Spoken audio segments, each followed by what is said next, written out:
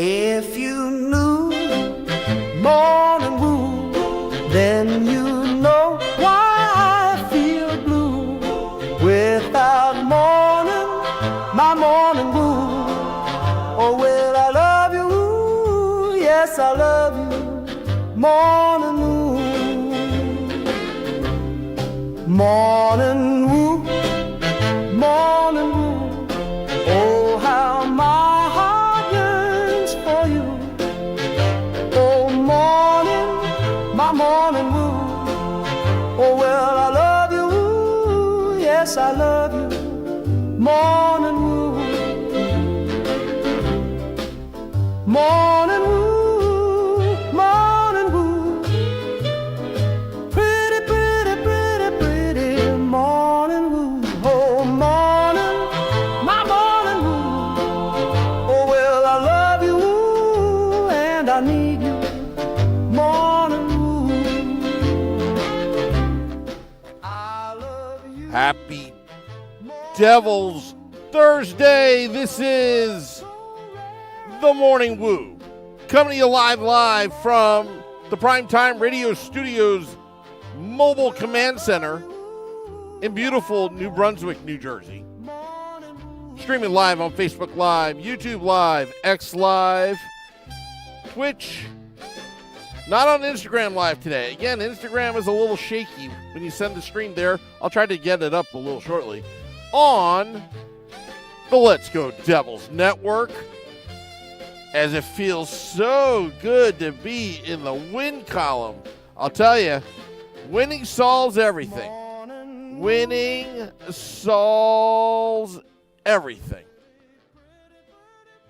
I'm your host, Sam Wu, talking Devils hockey on this beautiful Morning Woo. 5 podcasts in 24 hours. Doesn't matter. It's worth it when the team is winning, not quitting. Seeing some of those in the YouTube live chat. Pod Legend 76, good morning all. Happy Devil's Thursday to you. Troy, haven't seen you in a while. Happy Devil's Thursday to you. Metalander, hopefully you sign up on Woo Bus 1 road trip, Devils at Isles, January 6th. For more information, email me, sam@letsgodevils.com. It's going to be a nice road trip for the first time of the Let's Go Devils podcast with our fans. Danielle McCartan at WFAN started a new business, sports travel company. This is going to be a unique company. I want to see this thing get off the ground because if this thing works, a lot of fun to be had with the Let's Go Devils podcast as we are mobile now. Right now, you're watching me from Woo Jeep 1, also known as the Primetime Radio Studios Mobile Command Center. Happy Devil's Thursday to you, Maria. Maria. Good morning. What a win. Yes, it was late last night. I was cranky. I fell asleep. Scotty took the bulk load. Thank you, Scotty. Morning from Colorado, Gherking 04. See Gods 15, Jake Woo Allen. Jake the Snake comes back to Vegas, snake bitten the Vegas Golden Knights. Happy Devil's Thursday to you, Max. Good victory morning woo. Thursday to you all. Michael Descala, Jake Clutch Allen. Joey B, did Sam Wu sleep in his car last night? Possibility. Mrs. Wu may have kicked me out of the bunker. I don't know. Don't remember too much of last night. Max says Sam slept on the victory couch. Sudam Hussein Fitzgerald says, gotta move Dougie, man. There's an anchor out there. Well, speaking of players to be moved, sources are telling me that Andre Palat could be on the block because the Palat jersey that I ordered the jersey in September, I think, at some time. And then an hour later, it was announced that the Devils were getting rid of the jersey. And then I got a little lazy. The season started. So finally I sent out the jersey to be stitched by Stitches out in New York. And they told me 4 to 6 weeks. I sent it out early November 1st, I believe. Well, I just got the email this morning with tracking. The jersey should arrive in my possession today. This is all great news. All great news. The Palat jersey will be arriving today, right before the roster freeze. So, again, I'm not saying that he will be moved. It's a fun little thing we do. The last 2 jerseys I bought,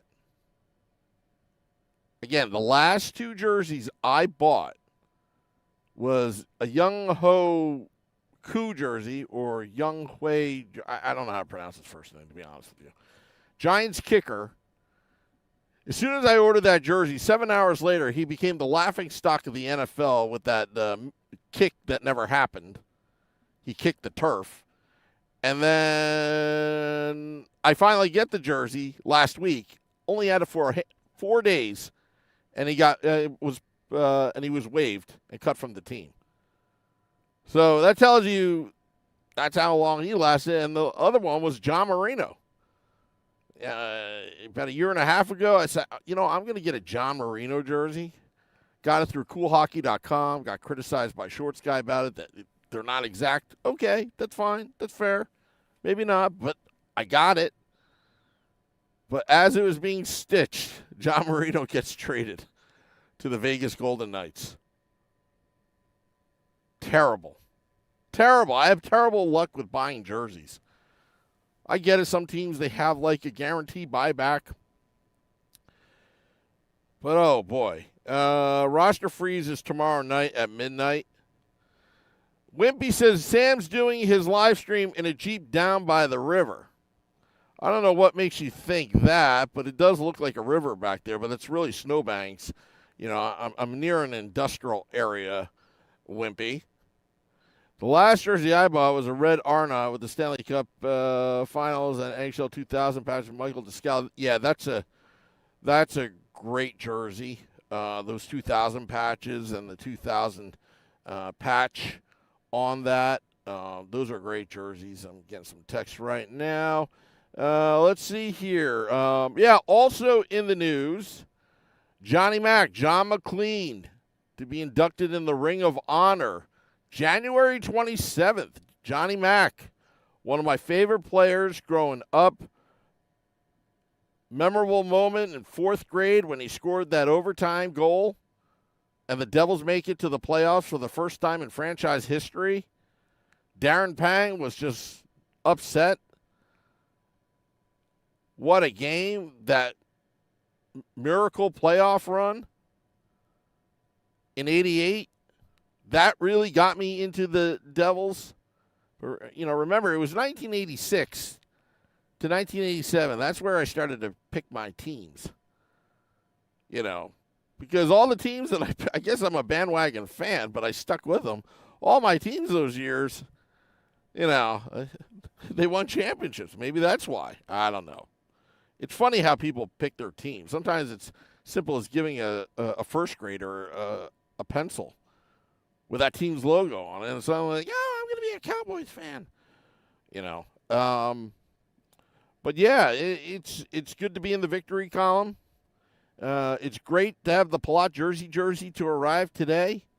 I was debating if I should wait till I get home to have the unveiling, the unboxing, Yeah, and I'm clumsy, I hope I don't take the scissor and open up the package and accidentally cut it. That's like my worst fear sometimes. But I don't think there's going to be needing an unboxing ceremony. I just want to once Mrs. Wu gets it, I'm going to have her open up the package, make sure everything is right and all that. Have her take a picture, and then I'll put it out on social media saying that the Palat jersey has arrived. And let's see what happens. Let's see what happens. Unless you want me to do a live unboxing, basically ripping up the package of that jersey, a Palat's name on it, number 18. Tom was suggesting that I should wear it. I refuse to wear that jersey. I don't like that jersey, to be honest, which is why I bought it, to get rid of it. Since I have all this bad luck, you might as well make it to our advantage, right? Joey B, Sam Wu, what diner did you hit up this morning on your way to the office? I didn't hit up a diner, actually. I did go to McDonald's. Because the line was long at Dunkin' on my way to work. So that's where I hit up this morning. I think he was going for a Chris Farley joint. Not sure. The backdrop, backseat, devil stuff so epic, says Joey B. Yeah, it kept on falling down. Finally, I got it to stick. Got my Hughes reverse retro jersey. Now, just for the record, I never bought that reverse retro jersey that Jack Hughes. That's not why he's getting injured. What happened was a couple years ago at the podcast, somebody left it on our set. So we left it there. I left it with American Whiskey Frank, and then after 5-7 days later, finders, keepers, losers, weepers, nobody claimed it. So I took it. So that's where I got that jersey. Nice find, right? Now watch the owner. Now everybody claimed that's their jersey, Let's see here. Johnny Mack scored all the big goals back in the day. Yeah, I almost, again, my first, I remember my aunt back in 96, she said, I want to buy you a birthday gift. My Aunt Teresa. I was like, okay. And I had a choice. 2 starter jerseys, a Johnny Mack and a Stephane Richer. I went for the Stephane Richer just because he had a great shot. Number 44. One of my first jerseys. And you know what happened to Stephane Richer? He was gone from the team. Literally a month later, I believe. Sucked. And I wanted to return it, too, to get the Johnny Mack jersey. Let's see here. Long overdue for Doc Emmerich and Chico to be inducted to Devil's Ring of Honor. I think you can add Stan Fischler in there as well, in my opinion, but he should be really in the Hockey Hall of Fame. 1 5-on-5 goal against in 3 games now. Do the unboxing on the Morning Woo, says Pod Legend 76. I could do that. Unless Mrs. Wu has it right now and she already unboxed it. I don't know. I got to give her a call. And now there's a guy behind me. I don't know what he's doing. They're probably wondering what I'm doing. Anyway. So, Joey B, the real Joey B here, I don't know. I'm so old.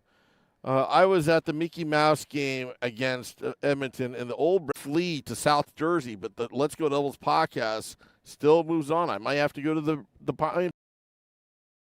No. Will the podcast be at the game Sunday versus the Sabres he got? Yes, it will be on the 21st, Sunday. What won't be on Sunday is the Sunday edition of the Let's Go Devils podcast, will be preempted because of the game. So you're going to have Game Day Live and Devils After Dark in its place for Sunday night.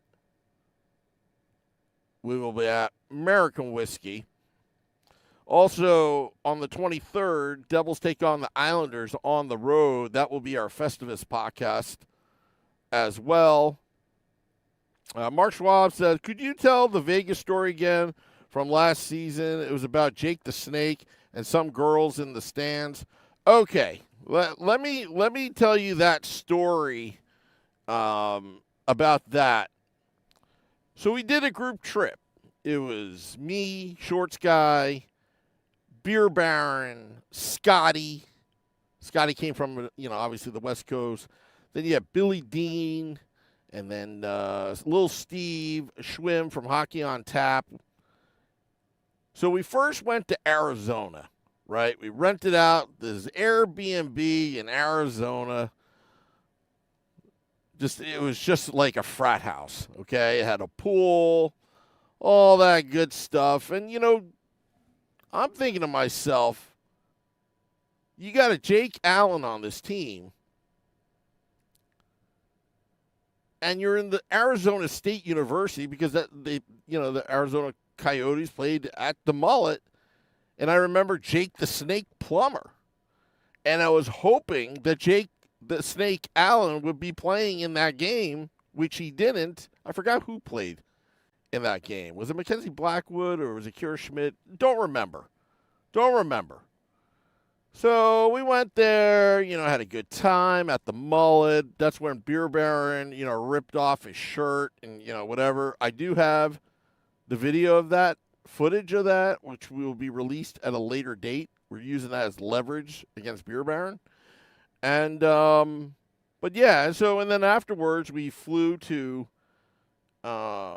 Vegas because it was a back-to-back night, Saturday and Sunday. And, on my way there to Arizona, I was in Group 5, excuse me, on United. Got made fun of because everybody was Group 2. So Southwest, in their generosity, actually, I paid them an extra $100. I was VIP when I boarded that plane, Southwest from Phoenix to Vegas. So we went to the Vegas Golden Knights and Devils game, and Scotty got the seats. Now, Scotty complains about the way I get seats. Well, at least whenever I get seats in the nosebleeds, at least there's seats. He got us, last row with no seats, basically standing room only at the game, behind the section at the T-Mobile Arena. I think that's what it's called in Vegas. Anyway, they say that I'm muted. Am I muted right now? Okay. Anyway, Pod Legend, just turn up the volume. That's probably what's happening right now. Anyway, so there were brownies. I guess they're little Girl Scouts. They had a troop outing, and they were all sitting in that section with their parents. I didn't really know, but okay. I thought there were a bunch of kids, whatever. So anytime, and the Devils lost the night before or day before. So every time Jake Allen would make a save, the crowd would go nuts, and I would just shout on the top of my lungs, "Jake the Snake!" And then he started making a lot of saves, great saves. If you go back to the game, he made a tremendous amount of saves. And after a flurry, I would just shout out, "Jake the Snake." Well, finally, it just got out of hand. It went from any save he made to if he touched the puck behind the net, I would just yell, "Jake the Snake." Or if he waffle boards a puck away, innocent play, I would just yell, "Jake the Snake," because it'd be quiet and I'm just boisterous, and I would just yell, "Jake the Snake." And as the game was going on, I was getting louder and louder and louder. And the people in front of me, all the Girl Scouts and, all the parents and all that, they were just getting annoyed. But I'm not doing anything wrong. I'm cheering for my team. But they were just getting really, really annoyed. And it was a tight game. I think it was 0-0 game. At that, it was a really tight game. Anyway, so, anytime Jake the Snake did something, passed the puck to a player, I just yelled, "Jake the Snake," just annoying. Finally, probably in the second or third period, Vegas scored. And they went nuts. And I said to myself, you know what? I got to go to the bathroom. See ya. And I said, see ya to little Steve. And all the Girl Scouts and all the parents turned around, and they wanted to let me have it, but I wasn't there. And Shorts Guy and Scotty and little Steve and Billy Dean and Schwim, they took the brunt of it all as I went to the bathroom. So that's the story of that. And, they were all looking for the Jake the Snake guy, but I had to go to the bathroom. You know, when nature calls, you got to go. You got to go. So that's that story. So I hope you got that story, Mark Schwab, contributor of the Let's Go Dolls podcast. Wimpy says his first jersey was a Whole League jersey. That's a good jersey. Number 16 Whole League? Yeah. Let's see here. Refresh the stream pod, says Matty Ice. All jacked up on Mountain Dew. Who knows how to walk the line? Yeah. Sam Wu versus the Brownies, says Joey B. Yeah. See, there's some etiquette here. You know, there are rules of engagement that you have to follow. It's 100% okay because the First Amendment protects you on this. Freedom of speech. If you cheer for your team at opposing team's arena, that's fine. That should be fine. But it's when you turn around and taunt and cheer for your team, that's where the line is. I don't cross that line unless I'm mad. But that was years ago. I've matured since then. I would hope so. So there's nothing wrong with cheering for your team, but you never taunt the other team's fans because that's how fights break out. The goal here is to win the game. The goal here is not to beat the crap out of the other fan and make them infuriated. Sam Goes Irish exit in Vegas. Hilarious. I never bash their players or team and look forward. Yeah. I mean, that's, and the other thing, too, another rule as well, that another tool that happens, if things get very testy with opposing fans in the opposing arena, there's a tool in the tool bag called Kill Them with Kindness. It actually has the greatest effect because if you kill them with kindness, you give them nothing to get you on. And all the fans know it. Like, if you act accordingly and you kill them with kindness, it pisses them off even more. Case in point, I wore my goal light helmet at Madison Square Garden. The Devils lost, I think, 2-1.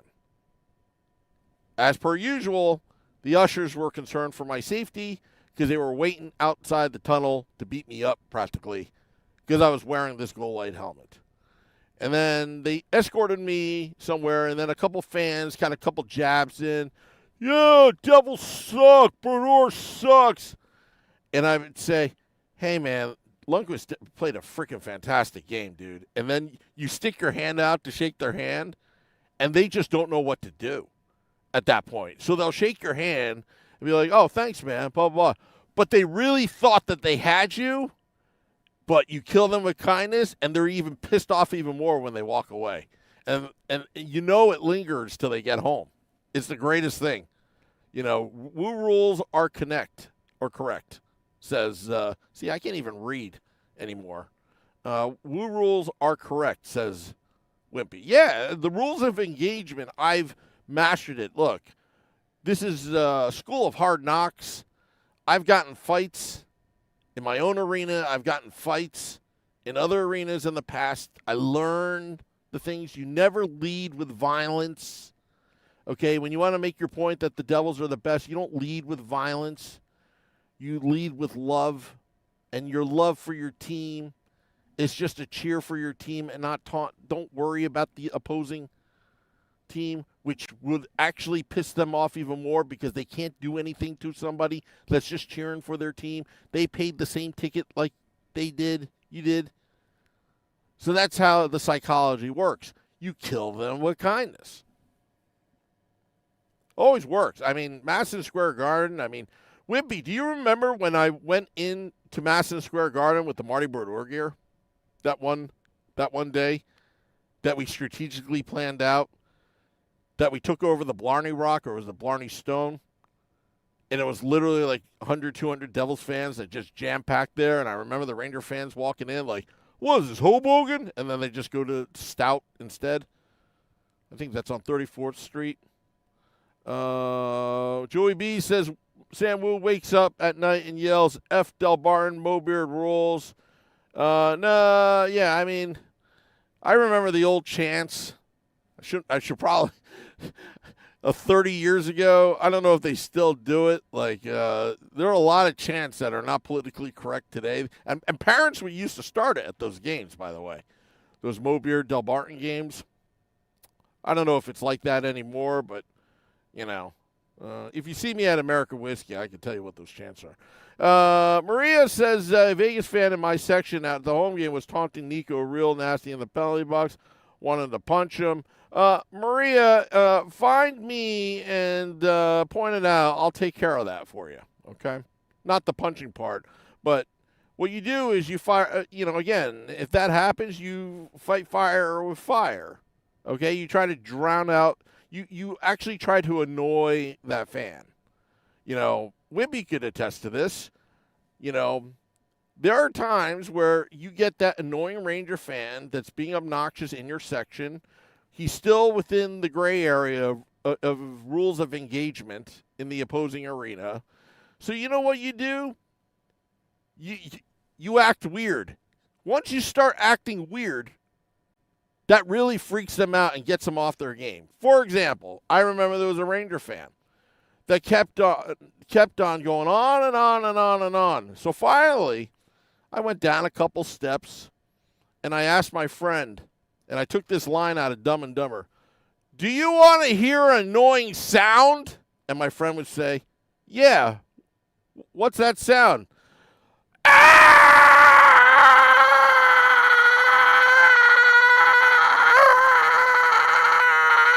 And that would just piss him off. Piss him off. Then he thinks you're weird, and then they suddenly start to go away. They think they're in the insane asylum. That's what you do. Okay, you got to be creative at these games.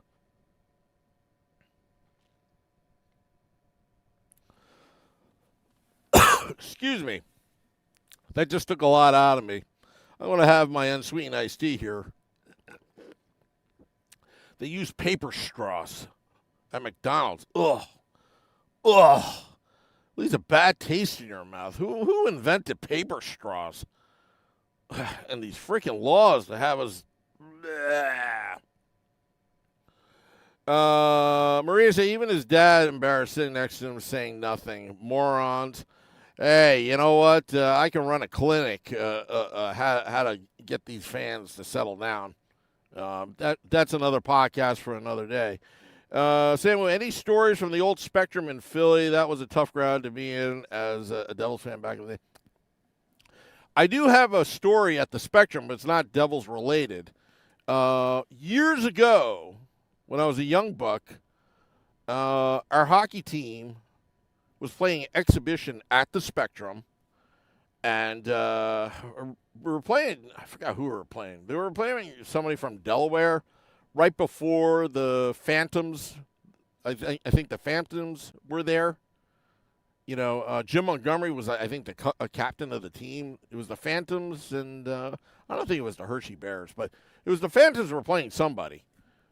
And we were we played the exhibition game beforehand, right? So we're going into this Spectrum, okay? The freaking locker rooms were just freaking horrid. You couldn't take a shower. It stunk. It was like, ugh. It was just like, ugh. Anyway. So we go play the game. I actually leveled one kid in that game. I was actually proud of myself. There may be long story short, and now I see that I lost internet here. Give me 1 second here. Long story short, yeah, we got the internet went out because what happened here? What happened here? We can't have the internet going out. That's not good. Oh, I hate when that happens. So that tells you. How